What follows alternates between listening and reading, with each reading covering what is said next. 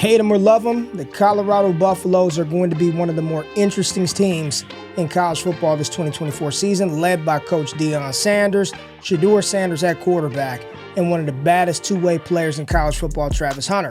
Now, I want to be very careful how we have this conversation and frame this topic because we got to pay respect and give credit to those who have come before, because not many players have been able to come through the college game and be extremely successful on both the offensive and defensive side of the ball. Got some historic legends like Chuck Bednarik, Jim Thorpe, who the Defensive Back of the Year award is named after, Dick Butkus, one of the fiercest players in NFL history, and then when you move into more modern recent times, Miles Jack playing both linebacker and running back at UCLA, Shaq Thompson did the same thing at Washington. Ohio State had Chris Gamble making big plays en route to a national championship win versus the Miami Hurricanes. He played both cornerback and wide receiver, but for most people, the best, the greatest two-way players in college football history, two defensive backs, Champ Bailey, Georgia, SEC, Charles Woodson, defensive back, Michigan. I'm not saying that Travis Hunter is either of those guys yet, but if he were to declare right now and say, I'm a full-time corner, 24/7, 365, he and Will Johnson would undoubtedly be the top two corners in this class, and you're talking about players who can go 1-2 off the board potentially. If Travis Hunter were to say, nah, man, I'm playing wide receiver, he'd be a top three guy right off the rip for me, right behind Ted McMillan and Luther Burden. But if there were going to be a player to potentially challenge for the top spot, can Travis Hunter be that guy? I think he's got a chance this college football season to go down as the biggest, baddest two-way player in college football history because of his skill set at wide receiver is so fluid, so natural, and you can just tell watching the tape, he's still young trying to learn that position. But then the instincts, 3 interceptions this past season, over 30 solo, 30 assisted tackles. Travis Hunter, if he committed to the defensive side of the ball, could be an all-pro player. For the sake of fantasy football, in this video, we're going to talk about how good he could be if he commits at the wide receiver position, checking out some data, some route participation stuff, brought to you by True Media, powered by PFF. That's where we get all our data from. If you're new to the channel, I appreciate you giving me a little bit of your time. And if you stick around to the end of the video and you find this information actionable and or entertaining, hit the thumbs up button, like the content, and subscribe for more dope stuff that we're putting out over on DD. But y'all know what it is. Routes, the stuff that matters. Where's this fantasy scoring coming from?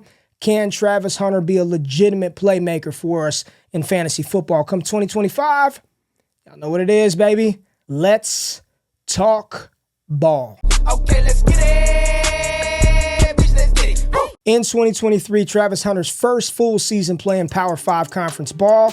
On the offensive side, he followed up an 18-catch freshman season at Jackson State with 57 receptions, 721 yards, averaging 12.6 a reception, scoring 5 touchdowns when he played wide receiver. He also played on the defensive side of the ball, 31 total tackles, 8 assisted tackles, 5 passes defended, and he had 3 interceptions on the season, following up a 2-interception true freshman campaign at Jackson State. Travis Hunter is a unique athlete. At 6'1", 185 pounds, his frame is long, lean, and wiry, but you could tell he plays with a lot of strength and physicality. He's put together very well. Looks all of 6'1", long arms, and he's got an ability when he's on the outside to play inside and outside, and we're going to dive into a little bit of that participation data right now. Where is he aligned, in the slot, out wide, and how successful is he when deployed on certain routes? When we look at Travis Hunter's 2023 season, he finished the year only playing 9 games, but he scored 17.5 fantasy points per game,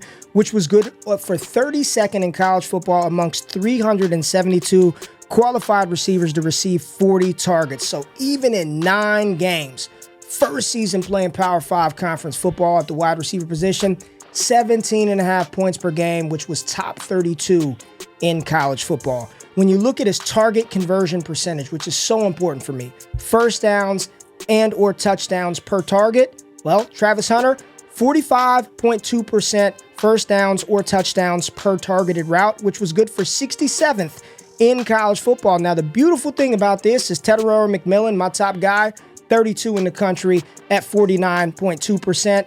Travis Hunter significantly higher than Luther Burden's 36.7%, which was good for 208th in college football. Travis Hunter's success rating playing wide receiver, 54.8% success rating. That means 5 plays of 5+ yards, or picking up a first down per targeted route. So you're talking about a player who has not spent a lot of time at the wide receiver position. Played 60% of his targeted routes in 2023 came with him playing inside at the slot, but he also played 39% on the outside out wide. So you've got a player who did a little bit more than an 80-20 split between being out wide and being in the slot, and was proficient at both, scoring points when he's lined up inside and scoring points when he's lined up on the outside. Now, I wanted to set the baseline of what Travis Hunter did compared to all the other top wide receivers in college football, but I think it's really important to look at how good he was amongst his own team. And it really goes to show just how much they trusted him, how good he was, and how few opportunities he had versus some of the other guys on his team. Xavier Weaver played 11 games. Jimmy Horn Jr., the other starting wide receiver, played 12. So you're talking about a 2 to 3 game bump for those guys ahead of Travis Hunter. Despite that, he was second on the team in 10+ yard plays with 29.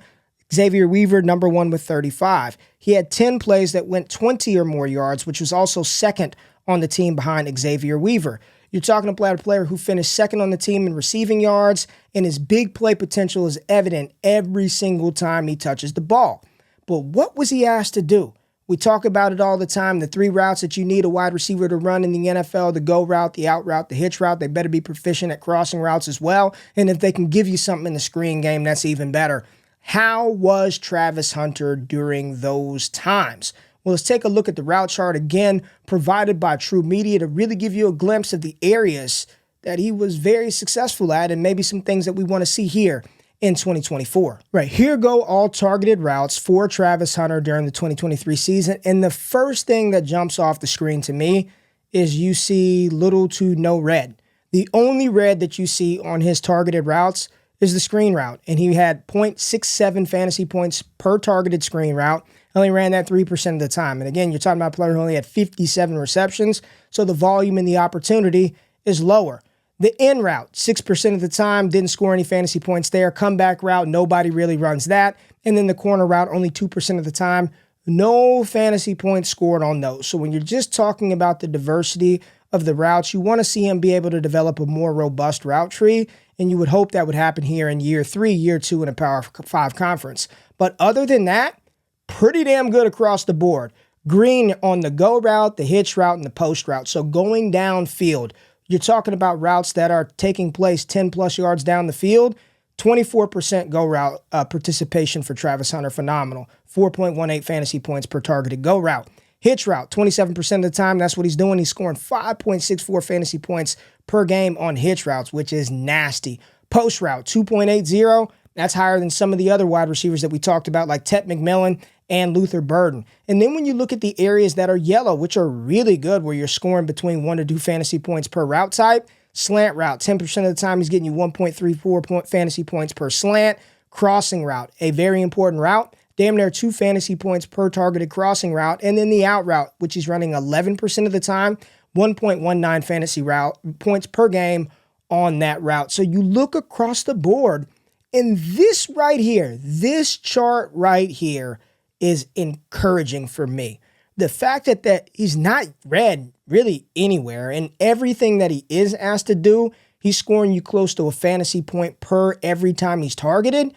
This is awesome. And this is how I utilize this chart as somebody who played the game. When you see this, you think, man, if he can just continue to add to the things that he's already doing, I don't give a damn if you run in breaking routes or if you're running that 7 route, that corner route right there, doesn't even matter, man. You're proficient on the downfield routes, the go route, the hitch route. We can work on that out route, and some of that's probably Shedeur Sanders, the offensive line. I am very, very bullish on Travis Hunter, the wide receiver, for an NFL perspective, NFL team, fantasy football, hell yeah. If there were going to be a wide receiver today that I think could challenge Luther Burden or Tet McMillan as the top dog, if he fully commits Travis Hunter, you see the route inventory, how successful he is, what he scored on the season, finishing top 36 in his first full year in P5 football, playing 9 games. It is going to be Travis Hunter. This young man is a stud. He's incredible, and I can't wait to see him play with Shedeur Sanders this fall, one of the best wide receivers in the country, and the data backs it all up. So looking ahead, where does he finish? I'm not sure. You got a lot of good receivers in this class.